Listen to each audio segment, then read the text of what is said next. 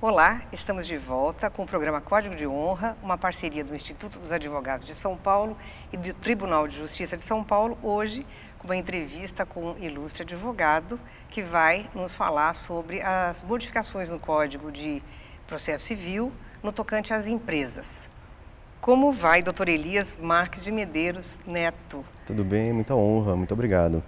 O doutor Elias é advogado, pós-doutorado no Direito Processual Civil, já foi professor universitário, já teve escritório de advocacia, hoje é nosso diretor, presidente da Comissão de Energia do Instituto dos Advogados de São Paulo, o IASP, conselheiro do Conselho Superior de Relações de Trabalho da Fiesp e diretor jurídico do Grupo COSAN. Doutor Elias, o que o novo Código de Processo Civil impacta a rotina das empresas e em que aspectos? Bom, muito bem. Primeiro, uma grande satisfação estar aqui. Muito obrigado pelo convite. É sempre uma honra estar fazendo um trabalho com o IASP e ainda mais em conjunto com o Tribunal de Justiça de São Paulo. Bom, eu acredito que o novo Código de Processo Civil ele traz diversos vetores e diversas modificações que merecem a atenção das organizações empresariais, né? Um primeiro aspecto, nós podemos dizer, é a possibilidade de o juiz ele fazer a atribuição dinâmica do ônus da prova, né? O que significa isso? Haverá a possibilidade do juiz ele atribuir o ônus da prova para quem tem mais facilidade de produzir a prova, né? Então, não necessariamente o autor deverá provar tudo que alega, né? E o réu deverá provar todos os fatos desconstitutivos, modificativos e extintivos do seu direito. Pode ser que em um determinado caso concreto o juiz entenda que a empresa, como ré, tem mais facilidade de produzir a prova do que o autor, né? Então, essa situação da atribuição dinâmica do ônus da prova pode estar convidando a empresa a se organizar melhor em termos de gestão de informação, ter mais controle do seu histórico, justamente para que ela não possa ser pega de surpresa em um determinado caso concreto, né? Então ela terá que produzir prova com muito mais facilidade, vamos dizer assim. Um outro aspecto, se me permite, que também é um grande desafio para as organizações dentro do novo Código de Processo Civil, é o aspecto dos precedentes, né? O Código ele é muito preocupado com a uniformização da aplicação do direito. O 926 e o 927 do Código, inclusive, incentiva os tribunais a se organizarem em termos de precedentes. Há alguns precedentes, inclusive, que são vinculantes, possuem uma verdadeira força vinculativa, né? Nesta situação, as empresas deverão se preparar um pouco mais, seja para, proteger as teses, não só as suas, mas as do setor em que elas estão inseridas, e dois, respeitarem, na verdade, né, aquilo que os tribunais proclamarem como sendo o direito a ser aplicado. Então, essas duas situações em especial provocam uma verdadeira revolução na gestão jurídica, né? A atenção aos precedentes e atenção com relação ao controle de histórico para poder contribuir um pouco mais com a formação da prova. E qual a mudança exige maior atenção das empresas, do seu ponto de vista? Eu acredito que essas duas, em especial, né, a atribuição dinâmica do ônus da prova e a formação dos precedentes. Vejo ainda uma terceira, né? O código ele trabalha muito com a prematurização da fase de execução, com dois institutos. O Instituto da Decisão Parcial do Mérito, que está no 356, e o Instituto da Tutela de Evidência, que está no 311. Explico. A tutela de evidência é a possibilidade da antecipação dos efeitos da sentença do mérito, independentemente do perigo da demora. Então, se o autor, por exemplo, ele consegue instruir bem a sua petição inicial com documentos e a empresa, na sua defesa, não traz documentos para afastar a certeza que está ali colocada na petição inicial do autor, o juiz ele poderá antecipar os efeitos da sentença, independentemente do perigo da demora, e o autor terá condições de fazer a execução. Uma outra situação que chama atenção é a decisão parcial de mérito. O processo, por exemplo, tem 15 pedidos. 5 demandam prova, os outros 10 não demandam. Esses 10 que não demandam já poderão ser decididos pelo magistrado nesta decisão parcial de mérito. Ela é recorrível por agravo de instrumento e o agravo, como via de regra, não tem efeito suspensivo. Então a empresa ela poderá sofrer execuções com muito mais velocidade do que ela poderia sofrer no CPC de 73, e isso provoca atenção também com contingenciamento, com provisões, né, com preparação da empresa para receber essas execuções. Muito bem. E com relação à penhora online, é possível no novo Código de Processo Civil evitar a penhora online? Sim, vamos lá. A penhora de dinheiro, ela é tida no Código como sendo prioritária, né? O Código, inclusive, usa essa expressão. A penhora de dinheiro é prioritária. E a penhora online recebe um tratamento bastante sofisticado no 854. Ela é bem prestigiada. Né, e bem regulada, melhor regulada do que era no CPC de 73. Se uma empresa quiser evitar a penhora online, ela pode se valer do 805, parágrafo único, que permite, na verdade, ao devedor ser cooperativo, né, indicar talvez um bem que seja tão forte quanto dinheiro, por exemplo, seguro-garantia, carta de fiança, né, ou mesmo algum ativo que seja sério, algum ativo que realmente possa levar o juiz a crer que aquele ativo pode ser transformado em dinheiro com velocidade. E se o devedor conseguir demonstrar que a penhora online será mais gravosa na situação, pode ser que o juiz tenha condições de relativizar a ordem de comando, o comando da penhora online naquele caso concreto. E o que são as medidas executivas atípicas? Isso está gerando bastante polêmica e demanda muita atenção das empresas. Isso vem previsto no 139, inciso 4, do Código, que permite que o juiz exerça todos os poderes necessários para fazer valer a sua decisão judicial.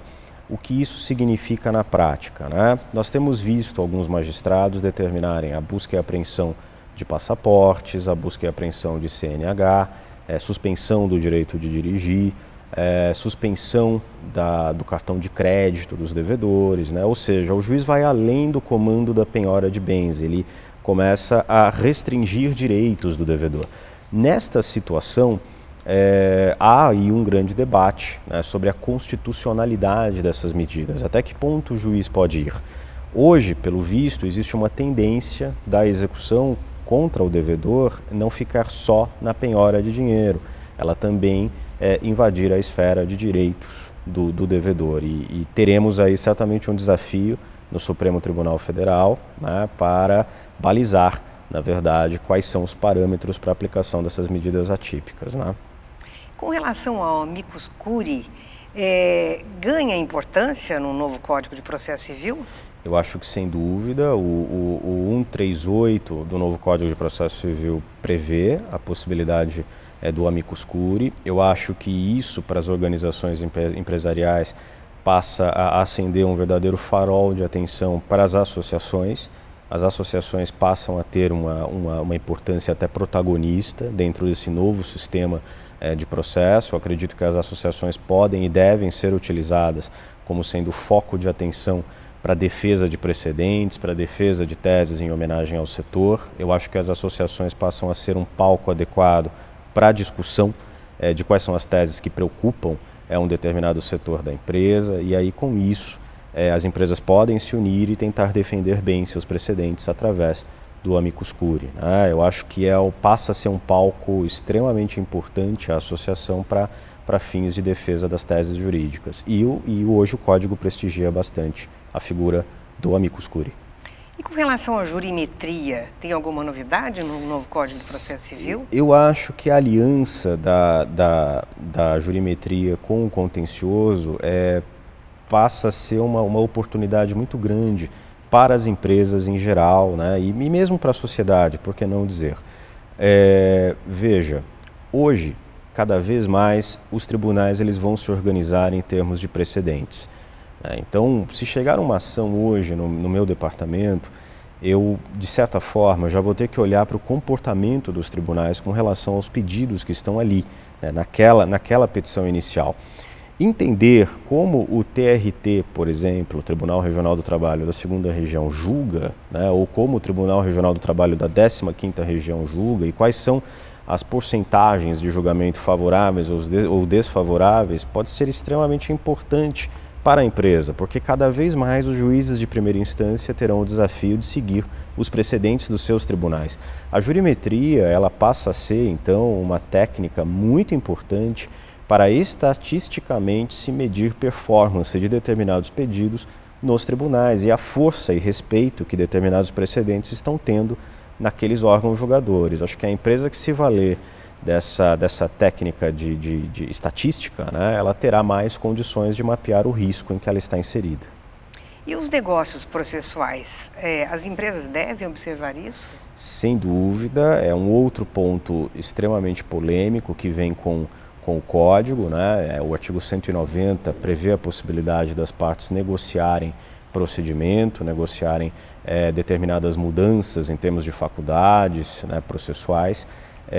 Não há uma uniformidade ainda com relação aos limites dos negócios processuais, tem muita divergência doutrinária, mas, por exemplo, as partes em contrato, de acordo com o 471 do novo Código de Processo Civil, podem já eleger um perito dentro das condições que estão ali previstas, né, naquele artigo.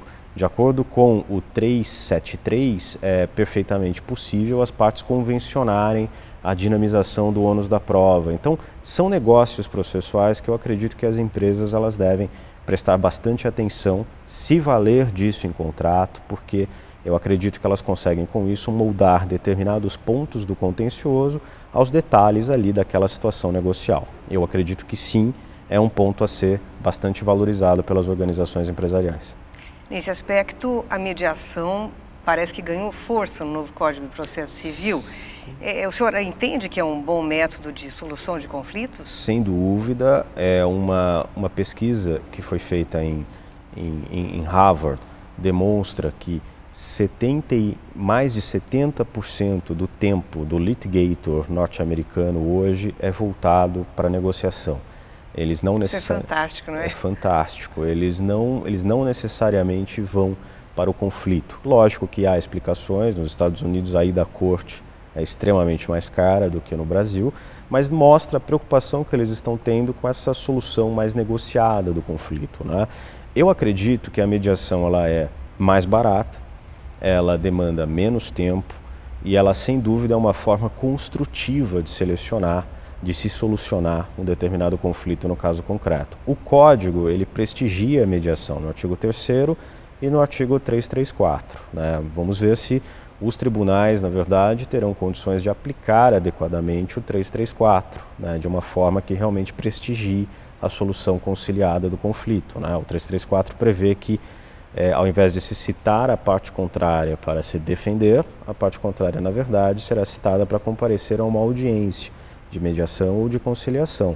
Se isso realmente tiver condições de ser aplicado, eu acredito que a sociedade ganha para valer. Sem dúvida, eu acho que essas soluções são sempre melhores, não é? E mais duradouras. Com relação à decisão parcial de mérito, impacta as empresas? Eu acho que sim, é um ponto que merece muita preocupação, né? O que é a decisão parcial de mérito? É a possibilidade do juiz ele julgar antecipadamente determinados pedidos, ainda que na mesma ação tenham outros que demandam mais prova, né? Então ele julga a parte que não demanda prova e a parte que demanda prova segue para a instrução. Por que preocupa, né, as organizações empresariais? Porque você tem uma prematurização da fase de execução. O recurso contra a decisão parcial de mérito é o agravo de instrumento. E o agravo de instrumento, como regra, ele não tem efeito suspensivo. Também, então isso significa dizer que a decisão parcial de mérito poderá ser prontamente executada, a não ser que o devedor consiga o seu efeito suspensivo. E dois, essa execução, de acordo com 356, parágrafo 2º, ela caminha até o fim, independentemente de caução. Então, se a empresa ela faz um provisionamento por fase processual, né, na verdade ela tem que ficar mais atenta, porque quando tiver a decisão parcial de mérito, ela poderá sofrer prontamente uma execução e ter prontamente uma penhora contra o seu patrimônio. Por fim, o que é a tutela de evidência e como ela impacta as empresas? Então, a tutela de evidência vem prevista no 311, possibilidade de antecipação dos efeitos da sentença, independentemente do período da demora. Para as empresas, duas situações bem importantes, né, para frisar: a possibilidade de o autor ir a juízo, juntar documento forte, que lastreia bem a sua tese, e a defesa ela não ser acompanhada de documentação que possa relativizar ali a tese que está sendo sustentada pelo autor. Então, nessa situação, o juiz vai se sentir mais confortável para olhar o direito do autor e considerá-lo um pouco mais evidente, né? Por que não dizer assim? E aí haverá antecipação dos efeitos da sentença, independentemente do período da demora. Uma outra situação que também preocupa as empresas é a possibilidade do autor ingressar em juízo invocando precedentes fortes, súmula vinculante, teses já fixadas em recurso especial repetitivo, recurso extraordinário repetitivo ou incidente de resolução de demandas repetitivas, ou seja, tem uma tese já fixada pelos tribunais que encampam o direito do autor. Nesta hipótese, o juiz nem precisa ouvir a parte contrária, ele antecipa os efeitos da sentença, independentemente do período da demora. Então, temos situações em que, independentemente da urgência, o autor já poderá ter a satisfação do seu direito. Isso demonstra que nós temos, mais uma vez, a prematurização da fase das execuções, né? As execuções se tornam mais prematuras, elas começam antes do que começavam no CPC de 73. Então, a empresa pode ter penhora contra o seu patrimônio em situações mais prematuras, né? Eu agradeço muito a sua participação e abro espaço para as suas considerações finais. O senhor tem mais alguma coisa a acrescentar em toda essa aula que já nos deu? Imagina, sempre uma satisfação estar aqui. Eu agradeço muito o convite, parabenizo, né, você pelo seu trabalho. É uma honra estar aqui, uma honra estar mais uma vez colaborando para o IASP. Muito obrigado. Eu que agradeço, muito obrigada. Esse é mais um programa do Código de Honra, Instituto dos Advogados de São Paulo, em parceria com o Tribunal de Justiça de São Paulo.